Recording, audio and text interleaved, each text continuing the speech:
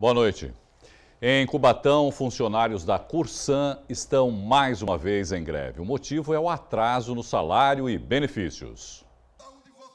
Uma assembleia foi realizada hoje de manhã em frente à Prefeitura de Cubatão. Parte dos 570 trabalhadores da Corsã participaram e decidiram continuar paralisados. A greve já dura 5 dias.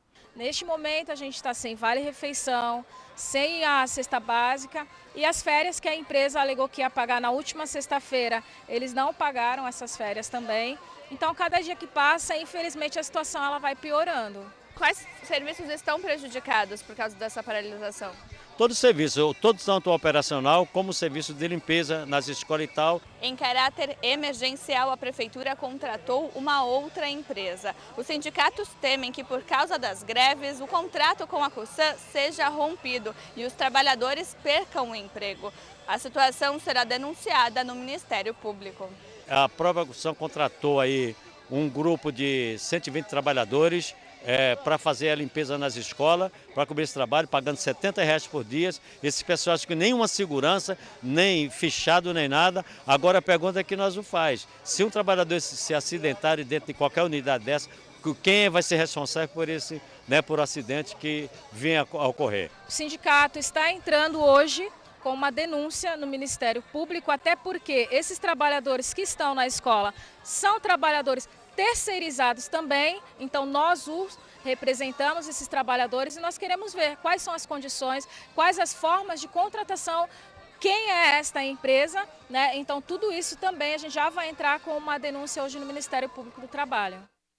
Por meio de nota, a Prefeitura informou que os salários e o Vale Transporte de abril foram depositados na semana passada. Os outros benefícios serão pagos até esta quarta-feira. A administração municipal afirma ainda que não contratou uma nova empresa para realizar a limpeza das escolas. Foi criada uma força-tarefa entre funcionários da própria prefeitura e outros grupos que já eram prestadores municipais.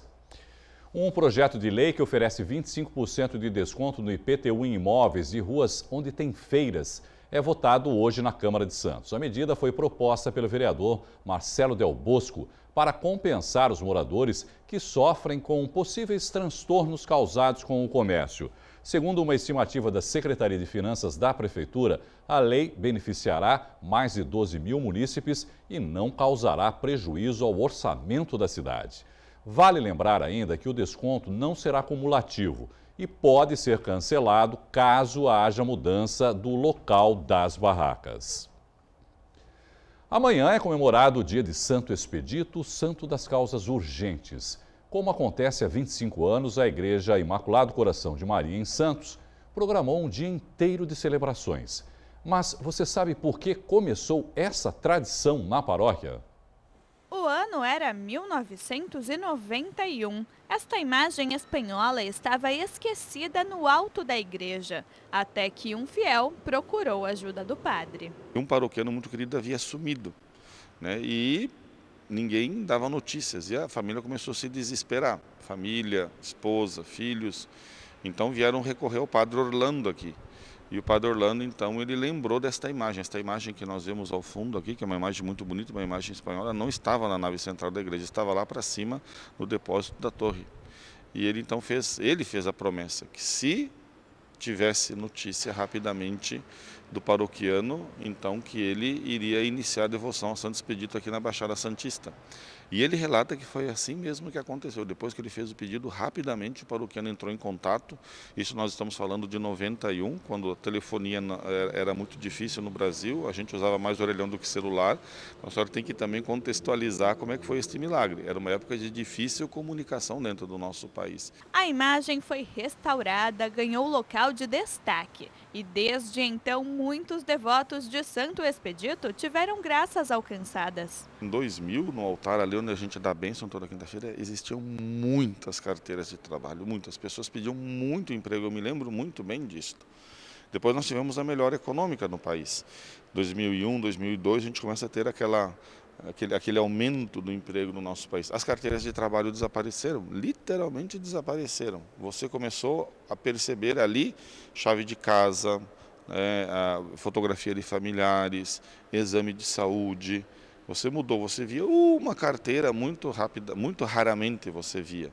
Mas agora elas começaram a aparecer novamente. Muitos mistérios envolvem a história de Santo Expedito, mas acredita-se que ele tenha sido um mártir do cristianismo. Segundo a tradição mais aceita, é um soldado romano, né? Viveu no Império, naquela época que o cristianismo começava a nascer, que o cristianismo ainda era uma religião não oficial, portanto uma religião perseguida, e ele, sentindo tocar no seu coração os ensinamentos de Jesus, a pessoa de Jesus, ele resolve se converter. E o que acontece? Ele sofre uma tentação. Qual que é essa tentação? De deixar para amanhã, procrastinar, né? Ir empurrando para frente a sua conversão. E ele fala, não, a decisão tem que ser hoje. Nós sabemos que quando nós vamos deixando as coisas para depois, a gente acaba não fazendo. E ele entendeu isto, né? Então ele falou assim, não, a minha conversão é hoje, a minha mudança de vida ela vai acontecer hoje. Por isso que na cruz, nas imagens, a gente vê ele carregando a cruz falando hoje, né? Ou seja, é hoje.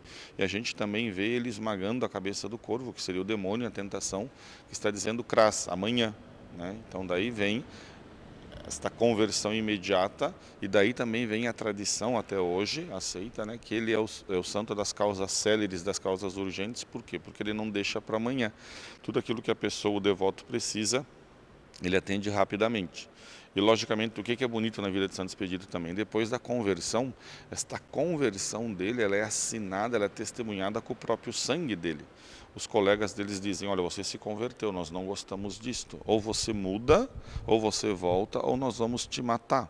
Ele fala assim, então vocês me matem, porque a minha fé não vou abandonar.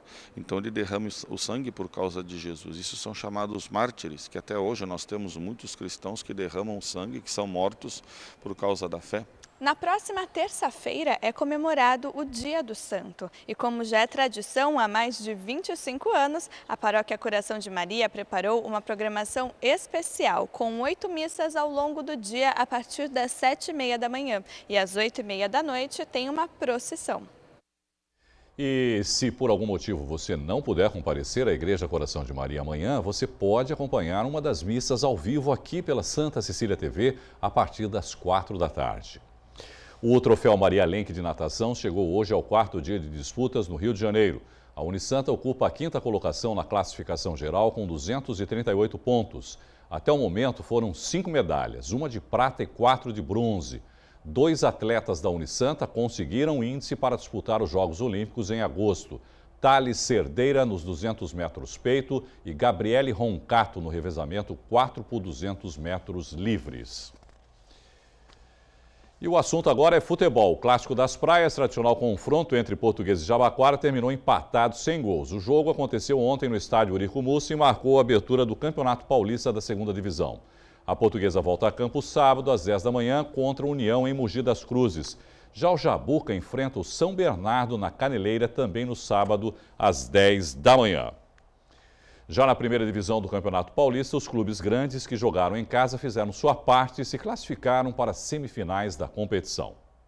Jogando na Arena Corinthians, o Timão justificou a melhor campanha do campeonato e goleou o Red Bull por 4-0. Giovanni Augusto, André, Alan Mineiro e Luca marcaram os gols. Já o São Paulo deu vexame em Osasco, levou de 4 do Audax e disse adeus ao Paulistão. Ítalo marcou o primeiro. Caleri empatou.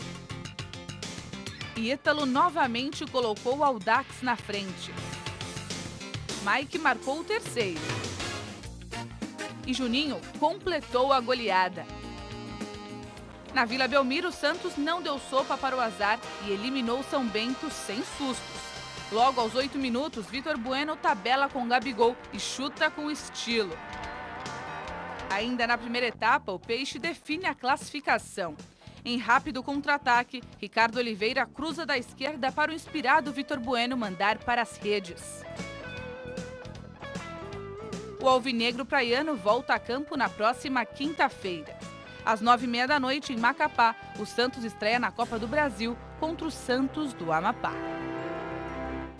Palmeiras e São Bernardo decidem daqui a pouco, às 9 da noite, no Allianz Parque, quem será o último semifinalista do Paulistão. E para fechar com chave de ouro as comemorações do aniversário de 104 anos do Santos, a diretoria do clube realizou um baile. A festa foi transmitida ao vivo pela Santa Cecília TV. Seguindo a tradição, o baile de aniversário foi realizado no Salão de Mármore do Estádio Urbano Caldeira. Esse século e esses 4 anos são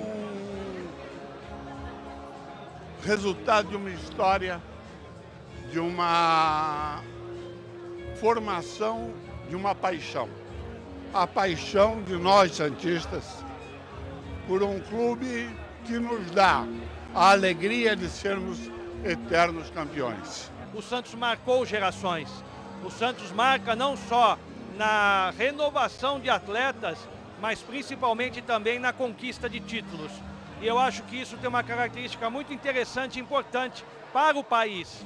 E acho ao mesmo tempo que o Santos, através das suas próprias características, consegue o principal, levar o nome de uma cidade, não só para o Brasil, mas para todos os cantos do mundo.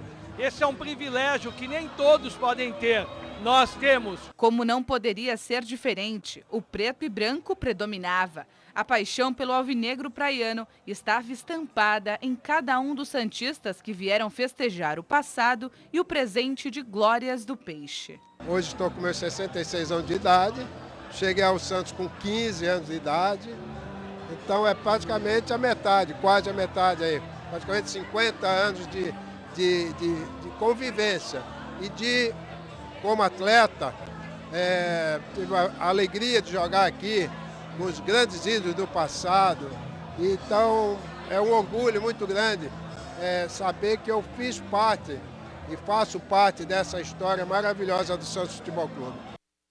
Amanhã é comemorado o Dia do Exército Brasileiro. Para relembrar a data, um shopping da região preparou uma programação especial. O radar Saber M60 é usado em operações. Localiza aeronaves numa distância de até 60 quilômetros. O míssil Igla foi fabricado na Rússia. É atraído pelo calor e consegue derrubar um helicóptero. Esses 2 equipamentos são usados pelos soldados do 2º Grupo de Artilharia Antiaérea de Praia Grande. Eles estão expostos nesse shopping da cidade em comemoração ao Dia do Exército Brasileiro. As pessoas não sabem exatamente o que nós fazemos. Eles conhecem o soldado, veem as fardas e tudo, mas na verdade expor o material mostra exatamente aquilo que nós fazemos, como que o soldado trabalha, com o que ele trabalha. Então eu creio que essa importância de despertar na população o desejo do interesse, né, pela força, patriotismo, civismo, né? Também é possível encontrar objetos utilizados em treinamentos e missões, como a barraca iglu, capacete e mochila. Essa família de Catanduva está de férias na cidade e gostou de conhecer mais sobre a rotina dos soldados. Estou achando legal. A gente está até programando, nós somos turistas e queremos visitar o forte e aqui eu achei legal. O forte veio até nós. Legal. Muito diferente ver o que soldado precisa para, ser um soldado. A entrada é de graça. A mostra fica aberta até amanhã, das 10 da manhã até as 10 da noite. O endereço é a Avenida Ayrton Senna, número 1511, em Praia Grande. O Brasil viveu ontem um momento histórico. A Câmara dos Deputados aprovou por 367 votos a abertura do processo de impeachment da presidente Dilma Rousseff. 137 políticos foram contrários à saída da chefe do Executivo e 7 se abstiveram. O pleito registrou ainda 2 ausências. Os 3 deputados da Baixada Santista foram favoráveis ao impeachment. Beto Mansur, João Paulo Tavares Papa e Marcelo Squarcione votaram sim. O assunto repercutiu ainda hoje nas ruas de Santos. Nas bancas, a votação do impeachment foi manchete de todos os jornais. As capas dos impressos da região e do país estampavam a sessão tumultuada da Câmara dos Deputados e a ida da população às ruas. Nesta banca, no centro de Santos, as vendas até aumentaram. Quando acontece alguma coisa muito importante no país, sempre vende um pouco mais de jornal, né? E pude observar que as capas, quase todas elas vieram com a notícia do impeachment mesmo. Felipe acompanhou ontem a sessão da Câmara. Hoje ele vestiu verde e amarelo para comemorar a abertura do processo de impeachment. E fiquei muito feliz com o resultado. E espero que o Brasil mude, né? Que daqui para frente tudo venha dar bons resultados. Na Nas redes sociais, o assunto também foi destaque. A maioria das montagens ironizava a presidente Dilma Rousseff. Achei ótimo, acho que era o que a população estava esperando mesmo, entendeu? O pessoal está clamando por mudanças e a gente espera que melhore. Achei que foi justo e que se eu pudesse ter o direito de votar, tinha votado sim também. E as cidades da Baixada Santista registraram protestos durante a votação da abertura do processo de impeachment. A maior concentração de pessoas aconteceu na Praça Independência, em Santos. Segundo a Polícia Militar, cerca de 1.000 pessoas se reuniram e acompanharam a votação de um telão instalado ao ar livre. Os organizadores não divulgaram o número de manifestantes no local. Entendemos que esse é o momento do povo, momento único. E chega, não dá mais, não dá mais. Estamos aqui contra a corrupção, contra os corruptos e fora Dilma, fora PT. A gente não aguenta mais. A gente precisa de coisa melhor no nosso país. O impeachment é legítimo. O único golpe que houve nesse Brasil foram todas essas pedaladas fiscais e todos esses desmandos onde acabaram acontecendo no que aconteceu, este processo de impeachment. Toda a ação foi pacífica. Além da Polícia Militar, agentes da CT estiveram presentes. O trânsito foi interditado apenas na Avenida Ana Costa, sentido praia. O movimento seguiu até de noite. Já em Praia Grande, o ponto de encontro foi na Orla do Boqueirão. Aproximadamente 100 pessoas se reuniram para acompanhar a votação. O ato também foi organizado pelo Movimento Brasil Livre, a favor do impeachment da presidente Dilma Rousseff.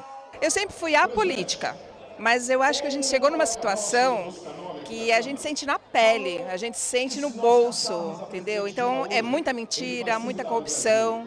Então eu quero participar ativamente, torcendo pelo meu país. Vim aqui porque eu quero mudança, é injustiça que está tendo no Brasil e o Brasil está sendo o Brasil roubado e eu quero que isso mude, né? É impossível continuar com um governo que praticamente destruiu o país. A Polícia Militar e a fiscalização de trânsito do município acompanharam o movimento. Não houve registro de confusões ou brigas. No Guarujá não houve ato a favor ou contrário ao governo em frente ao condomínio Solares, na Praia das Astúrias. Um dos apartamentos do edifício foi alvo da Operação Lava Jato. A suspeita é que o ex-presidente Lula tenha recebido o imóvel como propina da construtora OAS. A Câmara dos Deputados aprovou ontem o prosseguimento do processo de impeachment da presidente Dilma Rousseff. O processo foi entregue hoje à tarde ao Senado, que ainda não definiu os prazos para a votação. Para discutir esse momento importante da política brasileira, nós recebemos o jornalista Humberto Chalub e o analista político Fernando Chagas. Boa noite, Chalub, Chagas, obrigado pela presença aqui conosco. Bom, o resultado final da votação, imagino, não tenha sido, obviamente, aquela que o governo esperava. O que aconteceu? Houve um erro de estratégia por parte do governo ou a oposição teve uma articulação melhor para conseguir o resultado que conseguiu, porque também, me parece, ficou acima da expectativa até dos opositores. Chagas, Chalub, por favor. Para mim, ficou acima da expectativa. Eu acreditava, sim, numa vitória do pró-impeachment, 8, 10 votos a mais. Era a expectativa, até falamos nisso no programa de ontem, né? Ou talvez se perdesse, 8 votos, né? 8, 10 votos, se perdesse também por 8, 10 votos, né? Até a gente disse, prognóstico nós não damos, mas podemos dar um palpite. Meu palpite era 10 votos a mais, foram 25 votos a mais. 25. Você falou na questão de a oposição. Não existe oposição no Brasil. Isso é consequência de erros sucessivos, principalmente da Dilma Rousseff. Ela se mostrou uma pessoa inapta e inepta, tanto no plano político como no plano econômico, e desalgou nesse impeachment que nós estamos vendo, que agora deve ter sua sequência no Senado, e devido aos poucos votos que ela teve, 137 foi isso, né? Sim. E essa diferença muito grande de votos pró-impeachment, eu acredito que o impeachment passe também no Senado, por mais que o Renan Calheiros queira dificultar até para vender facilidades, ele vai ser atropelado pela pressão política, pela pressão empresarial e pela pressão das ruas. O governo errou na estratégia, Chalub, você acha? Eu acho que já vem errando há muito tempo, né? Eu acho que foi uma coisa que foi construída ao longo do tempo. Eu não atribuo a reação à questão do resultado apenas ao dia de ontem ou apenas à semana que se passou. O governo apostou, de repente, também que houvesse mais abstenções, você acha, Chalub? Porque eles não acreditavam que a presença seria tão maciça, né? Porque praticamente todos os deputados estavam lá, né? Só não estava a Rosinha, né, lá do Rio de Janeiro, que estava doente e não iria, e mais um. Mas você viu que ele teve um ato de desespero, que foi a articulação que ele tentou fazer com pequenos partidos, quer dizer, aí já virou até apelidado de xepa, né? Que ao final da feira os grandes partidos deixaram o governo, o PMDB como maior parceiro abandonou, o próprio vice-presidente, então a coisa já vinha numa... O PP, que a princípio apoiaria, acabou votando contra, o PDT votou contra. Agora, a pressão popular, as redes sociais, né, Chalub, pressionaram muitos políticos. Eu acho que é um aspecto interessante, são dois aspectos aí que a gente tem que considerar.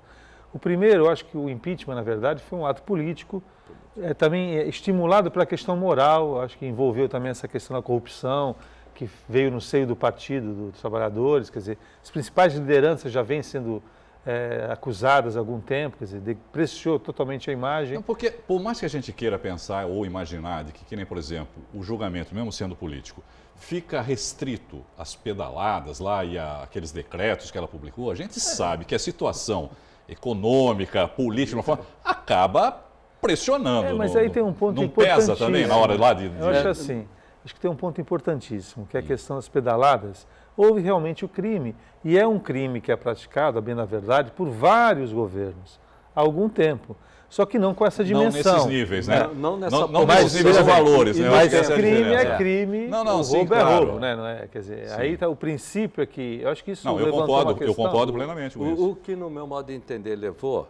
Não foi só a pedalada, foi a situação econômica e a roubalheira. Aí o momento, né, do que o país vive, isso acaba pressionando. E aí aquilo que você falou, né, Chagas? As redes sociais, hoje em dia a participação da população é muito maior através dessas redes sociais. E o que acelerou também o impeachment, eu vejo 3 motivos. A prisão do João Santana, marqueteiro do PT.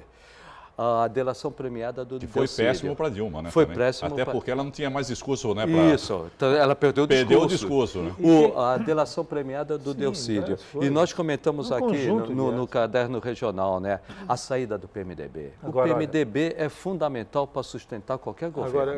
Agora, ontem foi feito o aceite ao processo. Sim. Isso não quer dizer que vai se concluir. Que eu acho que ainda tem um tempo pela frente em que alguns fatos vão suceder, especialmente porque muitas das pessoas que julgaram ontem ou que estavam presentes hoje também estão sendo acusados, são réus em processos que estão transcorrendo. Sim, mas você acredita que haja algum tipo de modificação no que foi decidido ontem, Não, por exemplo, você está tendo um processo Porque o governo, por exemplo, pode até recorrer lá no STF, mas o STF, de alguma maneira, poderia alterar o resultado da votação. Eu acredito que está concentrando o fato apenas no impeachment. Você tem um processo seríssimo correndo no Tribunal Superior Eleitoral.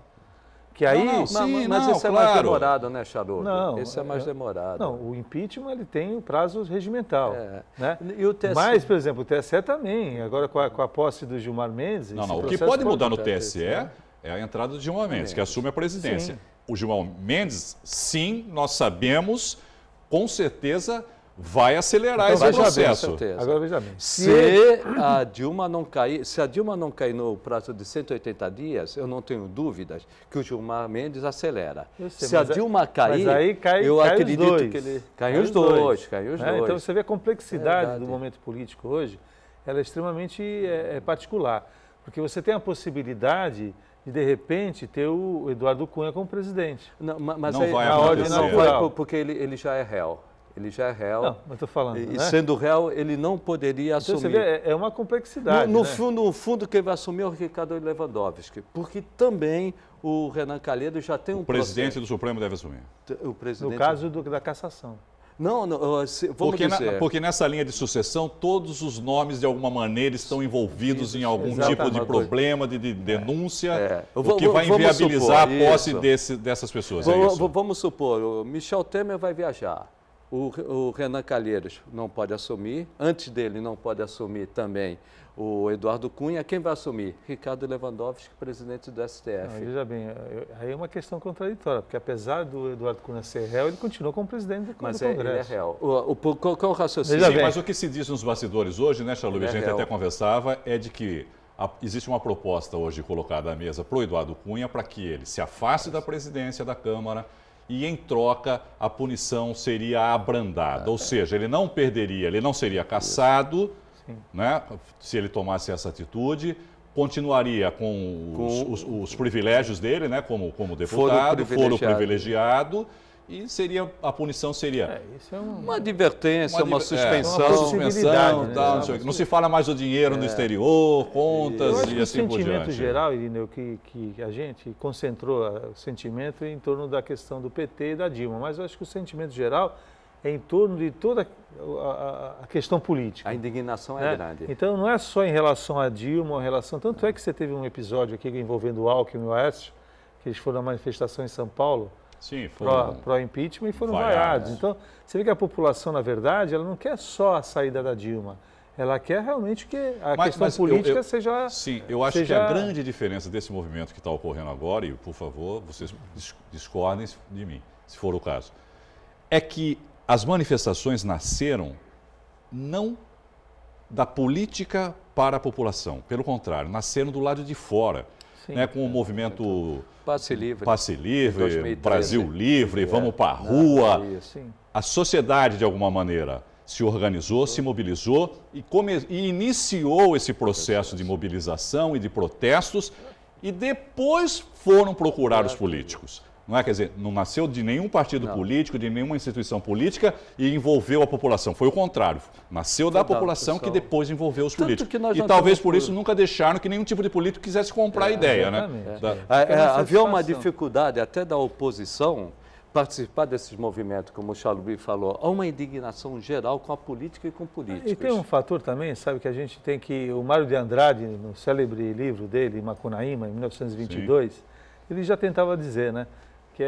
Acho que toda a população tem que fazer uma reflexão também, cada um como cidadão, dos seus atos, dos pequenos atos também que são praticados. Sim. Então, acho que é um momento extremamente importante da população, das pessoas, do cidadão brasileiro, fazer uma reflexão, né? Eu costumo dizer que as pessoas saem às ruas para combater, pedir o impeachment da Dilma, mas não participam da reunião de condomínio do seu prédio, né? Sim. Então, acho que é o momento também... E param em fila dupla, exatamente, das pessoas se preocuparem, então, dedicar um pouco do seu tempo às questões que envolvem a questão política, né?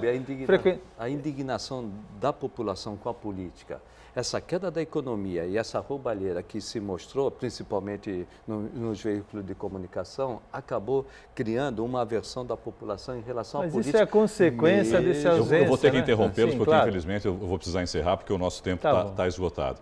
É assunto que não acaba mais, né? Ontem tivemos aqui um programa enorme, né? Chagas, Chalub será convidado outras vezes para que esteja aqui discutindo junto com a gente. Muito obrigado. Um abraço Chagas e também Humberto Chalub. E uma última informação, Marcos Costa, presidente da seção São Paulo da Ordem dos Advogados do Brasil, nomeou 3 advogados para a gerência, administração e representação provisória da subseção Santos da OAB. A medida vale por um período de 90 dias. Os advogados são Célio Dias Salles, Maurício Fernando Hollenberg de Faro Melo e Vanderlei de Oliveira Tedeschi. Até o fim deste prazo, o Conselho Federal da OAB decide qual chapa foi, de fato, a vencedora da eleição que aconteceu em novembro do ano passado.